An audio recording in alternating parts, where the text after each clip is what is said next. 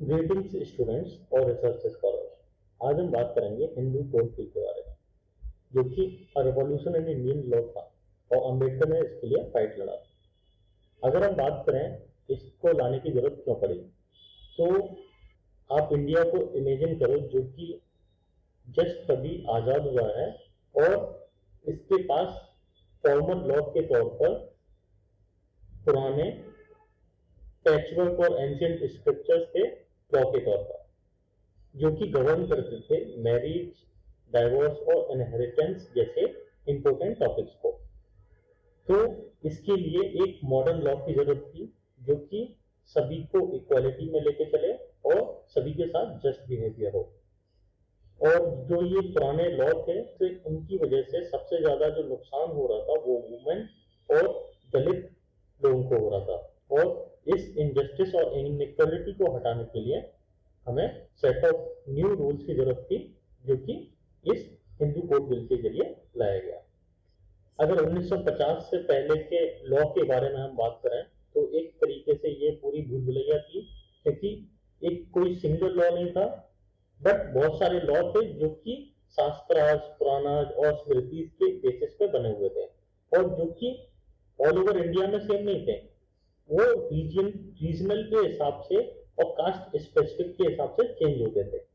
तो हम ये बोल सकते हैं कि भारत के एक हिस्से में जिस महिला के पास जो लिबर्टी थी वो दूसरे हिस्से में नहीं थी। और ये भी बोल सकते हैं कि एक ही जगह पर एक महिला जो डिफरेंट कम्युनिटी से आती है उसके पास डिफरेंट लिबर्टी थी इन कंपैरिजन विद जो महिला दलित समुदाय से आती है उसके पास कम लिबर्टी थी। तो हम कह सकते हैं कि जो सिस्टम था वो डिस्क्रिमिनेशन और बहुत सारी अनिश्चितताओं के साथ भरा हुआ था और स्पेशली वुमेन और मार्जिनलाइज्ड कास्ट के लिए बहुत ही अनइक्वल था।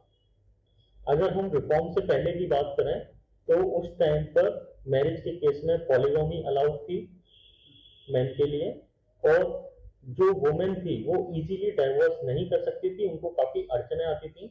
और जो चाइल्ड मैरिज थी वो काफी प्रिविलेंट था। अगर हम इनहेरिटेंस की बात करें तो डॉटर्स जो थी उनको एक्सक्लूड कर दिया जाता था उनकी प्रॉपर्टी से, उनके प्रॉपर्टी राइट से। इसके साथ साथ अगर जो महिला है वो दूसरी जगह पर शादी कर चुकी है और वो विधवा हो जाती है, इस केस में भी उनके पास काफी कम राइट्स थे। मतलब उनके पास प्रॉपर्टी ओन करने का राइट बहुत ही रेयर केस में होता था। और जो अडॉप्शन था वो बायस टुवर्ड सन था और लिमिटेड फॉर वुमेन था। मतलब कि अगर आप बॉय हो तो अडॉप्ट करने के चांसेस बहुत ही ज्यादा है, और वुमेन के केस में, लड़की होने के केस में आपके अडॉप्ट होने के केस में बहुत कम रहेंगे। मेंटेनेंस अगर हम बात करें जैसे कि विधवा हो या फिर तो कोई किसी भी केस में जो महिला है उसको मेंटेनेंस काफी कम दिया जाता था या फिर तो होता ही नहीं था। अगर हम हिंदू कोड बिल की बात करें तो इसके जो आर्किटेक्ट थे वो डॉक्टर बी आर अम्बेडकर थे। इसके साथ साथ वो इंडियन कॉन्स्टिट्यूशन के भी आर्किटेक्ट थे और हम उनको champion of social justice and equality भी कह सकते हैं। डॉक्टर बी आर अम्बेडकर का फेमस कथन, I measure the progress of the community by the degree of progress which women have achieve. तो उनका कथन था कि एक समाज की डेवलपमेंट आप उस समाज के महिला के डेवलपमेंट के बेसिस पर आंक सकते हैं। तो ये उनका कथन था। और अंबेडकर का कहना था जो लॉ होना चाहिए वो बिल्कुल सभी सिटीजन के लिए इक्वल होना चाहिए। और उनका कहना था कि जो इक्वालिटी होगी तो उससे समाज में डेवलपमेंट होगा। अंबेडकर का कहना था कि अगर इंडिया को डेवलप होना है तो उसके जो पर्सनल लॉज हैं उनको अलाइन होना होगा कॉन्स्टिट्यूशनल वैल्यूज के साथ में, लिबर्टीज के साथ में, इक्वालिटी के साथ में और फ्रेटर्निटी के साथ में। ऐसा नहीं हो सकता कि आपके पर्सनल लॉज जो हैं वो डिफरेंट होंगे और कॉन्स्टिट्यूशनल लॉ डिफरेंट होंगे। इसके साथ साथ उन्होंने डायरेक्ट हिंदू ऑर्थोडॉक्स को चैलेंज किया था कि वो रोड ब्लॉक हैं, एक तरीके से वो समाज के डेवलपमेंट के आड़े आ रहे हैं और उनको अपनी थिंकिंग को चेंज करना होगा और ट्रू डेमोक्रेसी को अपनाना होगा और सभी के समानता के लिए काम करना होगा। अगर हम बात करें जो रिफॉर्म्स हिंदू लॉ में अंबेडकर द्वारा दिए गए वो इस प्रकार हैं। पहले अगर हम बात करें मैरिज के केस में मैन के पास पॉलीगैमी अलाउड थी, वुमेन के पास डाइवोर्स के केस में बहुत ही अनइक्वल राइट्स थे। इनहेरिटेंस, डॉटर्स को एक्सक्लूड कर दिया जाता था एंसेस्ट्रल प्रॉपर्टी से ज्यादातर केस में। और caste barriers like limited maintenance and adoption rights थे उस टाइम पर। और इंटरकास्ट मैरिजेस के लिए भी बहुत सारे चैलेंजेस थे, लाइक वो इलीगल था। लेकिन जो न्यू लॉ अंबेडकर ने प्रपोज किया था उसमें हिंदू मैन को केवल एक ही शादी करना अलाउड था और दूसरी शादी इलीगल मानी जाएगी। इसके साथ साथ जो डाइवोर्स था उस केस में भी इक्वल राइट्स दिए गए थे और काफी सारी चीजें डिसाइड कर दी गई थी। इनहेरिटेंस अगर हम बात करें तो उन्होंने प्रपोज किया था कि बेटी और बेटे को इक्वली प्रॉपर्टी डिवाइड की जाए, ऐसा ना हो कि केवल बेटे को ही सारी प्रॉपर्टी मिल जाए। Women's rights, abolition of caste की बात की अंबेडकर ने और उन्होंने limited maintenance and adoption rights के लिए भी बात की। लेकिन इस लॉ को काफी सारा विरोध का सामना करना पड़ा। जो कंजर्वेटिव ग्रुप्स थे उन्होंने इसको विरोध किया।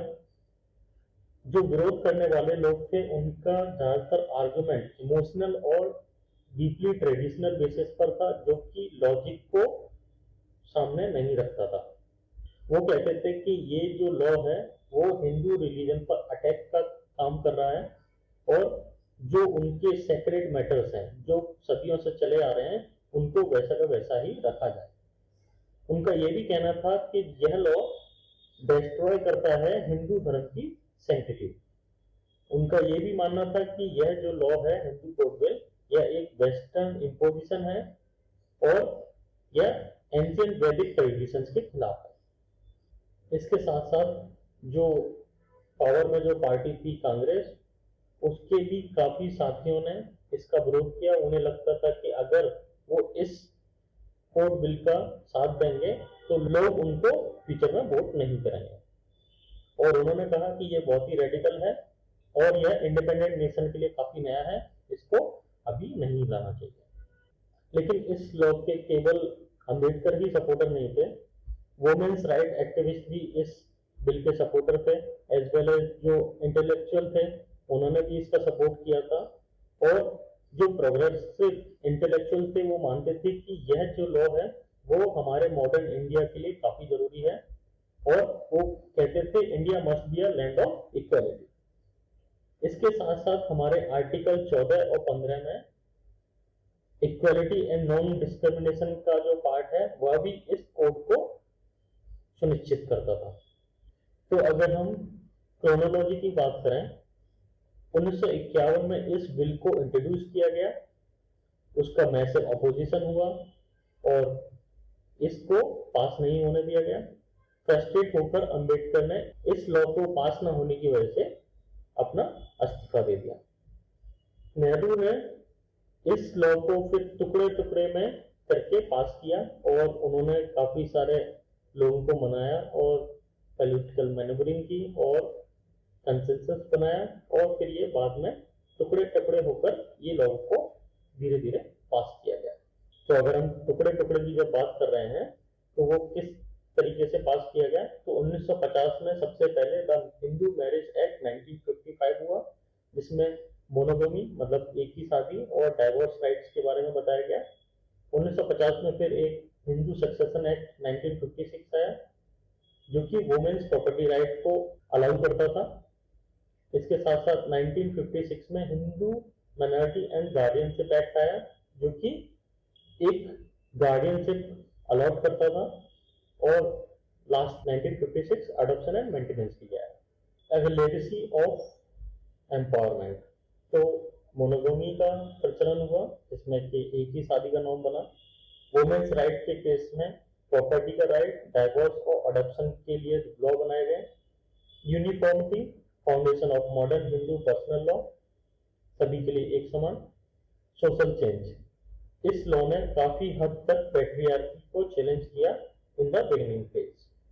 इस श्रृंखला में फ्यूचर में 2005 में हिंदू सक्सेशन एक्ट आया, जिसमें कि डॉटर्स को इक्वल राइट प्रॉपर्टी का मिला जितना कि भाई का है। So like there will be no discrimination और प्रॉपर्टी में बाई बर्थ सभी का इक्वल भाग रहेगा। इसके साथ साथ ऑनगोइंग डिबेट्स भी रहे, uniform civil code, further gender just reform. इसके साथ साथ अभी भी लोगों का एटीट्यूड धीरे धीरे चेंज हो रहा है, जो कि एक बेटर फ्यूचर की तरफ जा रहा है। तो हम अगर बात करें तो जो code bill, Hindu code bill Ambedkar ने बहुत ही पहले 1951 में प्रपोज किया था, उसको इंप्लीमेंट करने में हमें काफी समय लगा। इवन अंबेडकर ने पहले ही बोला था कि सभी महिलाओं को या फिर तो लड़के हों, उन सभी को प्रॉपर्टी का इक्वल राइट मिले। लेकिन अगर हम देखें तो 2005 में आके महिलाओं को इक्वल प्रॉपर्टी राइट मिला। तो अंबेडकर काफी दूर तक सोचने वाले थे और सोसाइटी को इक्वल और जस्ट बनाने के लिए उन्होंने काफी पहले से रूल बनाए थे। तो अभी आपके लिए क्वेश्चन है, what are your thoughts on the Hindu code bill, और कमेंट सेक्शन में जरूर बताएं।